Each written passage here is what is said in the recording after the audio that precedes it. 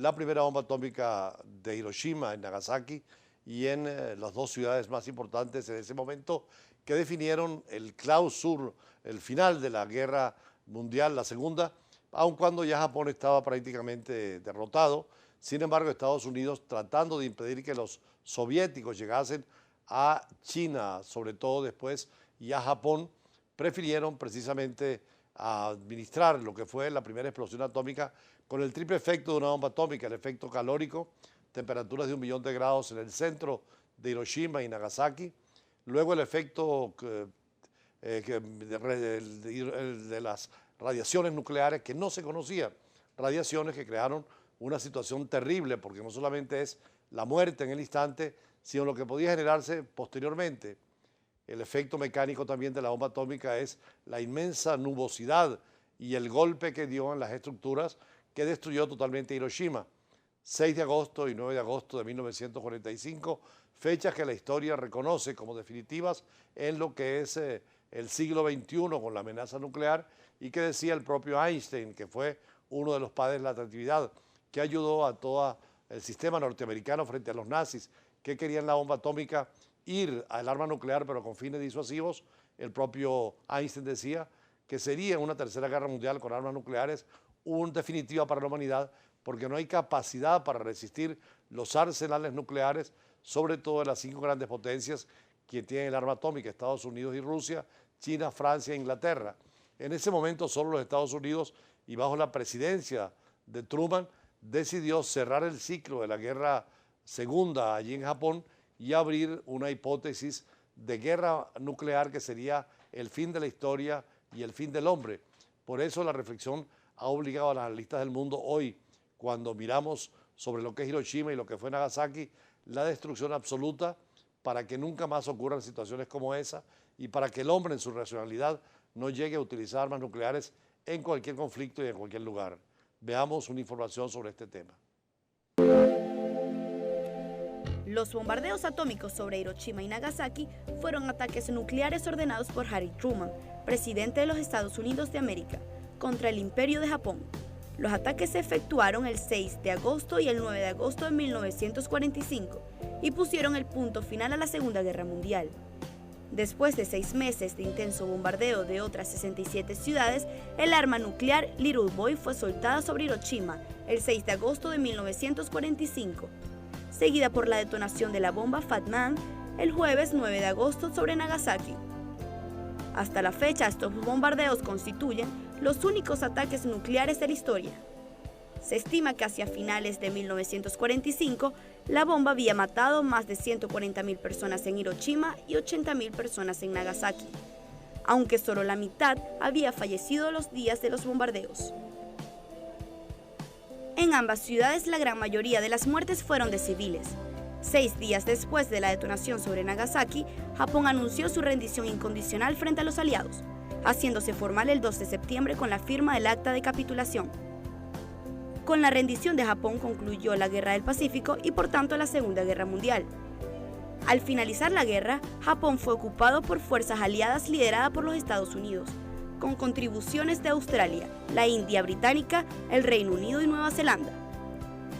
Además de que adoptó los 3 principios no nucleares, lo que prohibía a Japón tener armamento nuclear. El 8 de septiembre Japón capitulaba y se acababa la Segunda Guerra Mundial.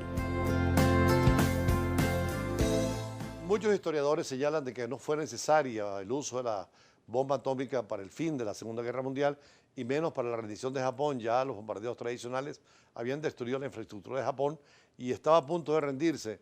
Sin embargo, la lógica de la guerra obligaba a Estados Unidos frente a la Unión Soviética, ya aliados en esa guerra, pero con una visión de confrontación, de probar el poderío inmenso que tenía el arma atómica, que por cierto el propio Stalin fue informado por Truman de la utilización del arma atómica, pero ya Rusia estaba también con su espionaje detrás del arma atómica y efectivamente, si la bomba atómica fue en 1945 contra Hiroshima y Nagasaki, contra el Japón, en 1949 los rusos demostraron que tenían la capacidad destructiva y en los años 50 Rusia ayudó a China a tener el arma atómica, como también Estados Unidos, a Francia e Inglaterra. Hoy son 5 las potencias que tienen el arma nuclear legalizada, controlada, pero Israel tiene el arma nuclear también en el Medio Oriente. Luego India y Pakistán han logrado el control de la tecnología nuclear y Corea del Norte, que amenaza precisamente no solamente a Japón y a Corea del Sur, sino a los propios Estados Unidos, porque hoy en día ya no es como la bomba atómica de Hiroshima y Nagasaki, llevadas en un avión y lanzadas desde un avión, sino que hoy son con misiles que van a distancias de 30, 20 mil kilómetros en apenas media hora, y que en el caso de Corea del Norte ha demostrado con los misiles que podría llevar el arma nuclear hasta los Estados Unidos. Por eso el interés de los Estados Unidos en las sanciones contra Corea del Norte, y ahora China y Rusia también han sido solidarios. Por primera vez los 5 países se ponen de acuerdo para sancionar a Corea del Norte y evitar la amenaza atómica de Corea del Norte, porque sería una situación muy difícil para los Estados Unidos, para Rusia, para China y fundamentalmente para Japón y para Corea del Sur. El Consejo de Seguridad de la ONU adoptó por unanimidad el sábado nuevas y severas sanciones contra Corea del Norte. Se incluye una prohibición de importar bienes de ese país, privando a Pyongyang de $1.000 millones en ingresos anuales. Hoy el Consejo de Seguridad ha aumentado las sanciones para la actividad de misiles balísticos de Corea del Norte a un nivel completamente nuevo. Estados Unidos negoció la nueva propuesta con China, que es el principal socio comercial y aliado de Corea del Norte. Pyongyang lanzó el 4 de julio un misil balístico intercontinental, y la presión de nuevas medidas aumentó cuando el régimen de Corea del Norte afirmó que todo el territorio continental de Estados Unidos está a su alcance, tras realizar un nuevo ensayo el 28 de julio. Es el continuo sufrimiento de la gente de Corea del Norte lo que debe recordar el Consejo de Seguridad, que si bien esta resolución es un paso significativo, no es suficiente. De acuerdo con un diplomático cercano a las negociaciones, Corea del Norte perderá un tercio del ingreso de sus divisas externas, que asciende a $3.000 millones anuales. La resolución quiere obligar al régimen norcoreano a negociar, pues las grandes potencias consideran una amenaza mundial el ensayo del misil del 4 de julio. En el caso de Pyongyang, que es la capital de Corea del Norte, ahí solamente hay un líder mesiánico. Son 3 los jefes de Estado de 1945, abuelo, padre e hijo, ahora Kim Il-jung. Y sobre todo el tema de teniendo el control absoluto de los militares, no hay situación favorable para el desarrollo económico y social. Hay muchas armas, muchos militares y mucha pobreza. Mientras en Corea del Sur, siguiendo el modelo de desarrollo occidental, de libre empresa, hay separación de poderes, los militares no entran en la política y ejemplo de la democracia en el lejano oriente. Pero en este caso Pyongyang pues desafía a la comunidad internacional, y el propio Pyongyang, la capital de Corea del Norte, dice que las sanciones de las Naciones Unidas pues no van a detener su desarrollo nuclear, e insisten incluso en poder atacar a los propios Estados Unidos. Corea del Norte aseguró el lunes que las nuevas sanciones de la ONU no le impedirán que desarrolle su arsenal nuclear. En un comunicado, Pyongyang amenazó a Estados Unidos con hacerle pagar 1000 veces el precio de su crimen, y dijo que quienes colaboran con ese país también deberán rendir cuentas. Es la primera reacción tras la resolución del Consejo de Seguridad de Naciones Unidas contra Pyongyang, propuesta por Washington y aprobada por unanimidad. Las sanciones podrían tener un perjuicio económico de $1.000 millones anuales para Corea del Norte, pero además afectarían el comercio con China, su principal socio. El secretario de Estado estadounidense Rex Tillerson descartó cualquier posibilidad de diálogo con Pyongyang, algo que Washington solo se plantearía si Corea del Norte suspende su programa balístico. La mejor señal que Corea del Norte puede enviar para decir que está dispuesta a dialogar sería dejar de lanzar misiles. Pyongyang también aseguró que no negociará mientras Estados Unidos mantenga sus amenazas. Como embajador de Venezuela en Corea nos tocó ver de cerca el desarrollo inmenso de Corea del Sur, un país que en 1950, con 3 años de guerra, Corea del Norte y Corea del Sur, tuvieron que establecer el paralelo 38 para dividir las dos Coreas. En el norte, el Partido Único, el Partido Comunista, un parlamento que hace de asamblea constituyente permanentemente porque no hay ni constitución, eso sí, muchas fuerzas militares, armas nucleares.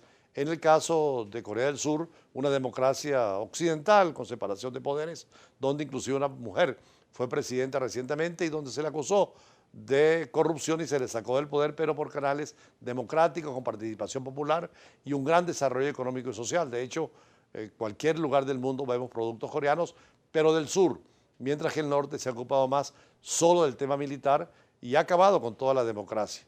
Por cierto, uno de los problemas fundamentales en el Medio Oriente sigue siendo hoy que el ejemplo de Corea del Norte no puede seguirse porque armas nucleares en el Medio Oriente serían terribles. De allí la situación de Irán y el acuerdo que llegó Barack Obama. Está cercano a los 900.000 barriles diarios. Ahora también, eso ha contrarrestado el efecto que ha debido tener el recorte que aprobó la OPEP el 30 de noviembre pasado y el grupo independientes el 10 de diciembre pasado.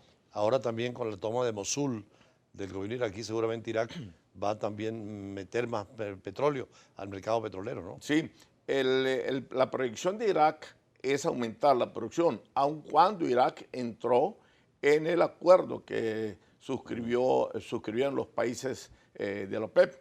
El problema es que ahí el daño más grande lo está haciendo Estados Unidos a través de lutitas, porque ha desarrollado mayor la tecnología y por consiguiente ha hecho que los yacimientos de lutitas que habían salido del mercado debido a los bajos precios, ha aumentado la eficiencia de aquellos que sobrevivieron a los precios bajos, aquellos yacimientos, y por consiguiente entonces ha compensado el recorte que ha hecho la OPEP. Por consiguiente, en estos momentos tenemos un mercado que sobrepasa la producción mundial de 97 millones de barriles diarios, y de los cuales la OPEP está aportando 37 millones y medio, contando por supuesto condensados y extrapesados. Pero el problema es que vuelve a estar la oferta sobrecargada. En estos momentos hay una sobreoferta que excede los 830.000 barriles diarios, con tendencia a aumentar en este segundo semestre que ya hemos iniciado. Aparte de eso, hay que señalar que, sin embargo, en las 2 últimas semanas el precio del petróleo se ha recuperado levemente. La cesta petrolera venezolana ha tenido una recuperación de $2.35 para ubicarse en este momento en un precio promedio anual de $43.46. Y la OPEP está cerca de los 50, la cesta OPEP. Ahora, con un precio como ese, Venezuela puede garantizar el desarrollo económico y social al cual tenemos el derecho de tener. Lamentablemente no. Con precios por debajo de los $70 el barril, los ingresos petroleros venezolanos no generan los recursos adicionales y suficientes para la expansión y mantenimiento de la industria petrolera, mucho menos para mantener todos los programas sociales que se han venido gestando y que se han venido desarrollando remarcadamente en los últimos 5 o 6 años. No hay recursos para ello y escasamente, yo diría, para cumplir con los compromisos contraídos con la banca internacional, con el Banco Mundial y con el Fondo Monetario Internacional, en cuanto a las deudas que tenemos pendientes, sobre todo la deuda que tiene Petróleos Venezuela. ¿Qué hicieron otros países petroleros que no hicimos nosotros y que no tienen la crisis tan grave económica y social que tiene Venezuela? Bueno, lo que hicieron fue prepararse para el momento de la bonanza, para cuando llegara la época, como decimos en criollo, de los panes duros. Todos los países miembros de la OPEP y muchos de los no miembros de la OPEP, incluyendo países como Sudán y como Yemen, que son petroleros modestos, pero lo son, y Ecuador en el caso, e Indonesia en el caso de los miembros de la OPEP, todos absolutamente lograron crear un fondo una especie de fondo petrolero que sirviera para auxiliar cuando bajaran los precios. El único país que no ahorró de todos fue Venezuela. No solamente no ahorró, sino que gastó aquellos ahorros que teníamos para el momento en que se inició la bonanza petrolera. Por consiguiente, llegan los precios bajos y, como diría un autor español, pues el rey quedó desnudo, ¿no? ¿Qué hacer entonces ahora en un nuevo proyecto petrolero para cambiar ese modelo de desarrollo tan negativo? Mira, para darle un viraje pues, a la industria petrolera en el buen sentido de la palabra, está por supuesto pasar necesariamente por la reinstitucionalización de PDVSA y despojar a PDVSA de todas aquellas actividades que no son propias de la industria petrolera, todas aquellas misiones y dejar de que PDVSA esté comprando y vendiendo pollos y qué sé yo, cualquier cosa, o construyendo casas, porque PDVSA no fue creada nunca para eso. Cuando PDVSA se creó el 1 de enero de 1975, que fue cuando se nacionalizó la industria petrolera, a partir del 1 de enero de 1976, corrijo, se creó simplemente para explorar, para producir, para refinar, para comercializar y para vender, transportar petróleo, pero no para otras cosas. Entonces, sincerar eso, sincerar la nómina que en estos momentos está sobre los 145.000 empleados y dejar a PDVSA única y exclusivamente, repito, para las funciones propias de la industria petrolera. Eso en primer lugar, y por supuesto revisar todos los convenios internacionales, empezando con los convenios bilaterales que tenemos con China, con Cuba, con la India, con todo lo que es Petrocaribe también, porque no estamos en las condiciones de seguir dando o estableciendo, firmando tratados o contratos preferenciales, contratos, no precios preferenciales, sino contratos preferenciales dentro de la fachada del Caribe a una veintena de países que en estos momentos están siendo favorecidos, incluyendo Cuba, y fuera del Caribe, por supuesto, el caso de China muy particularmente y también la India. En la segunda parte vamos a conversar del tema de las sanciones. No es el primer país en el mundo que tiene sanciones, ni hay la intención de las grandes potencias de aplicar sanciones económicas, sobre todo en los países petroleros y otras experiencias. Más adelante seguimos conversando con Rafael Quiroz sobre la amenaza de sanciones sobre Venezuela y hasta el posible recorte de la compra de petróleo por parte de Estados Unidos. Ya regresamos.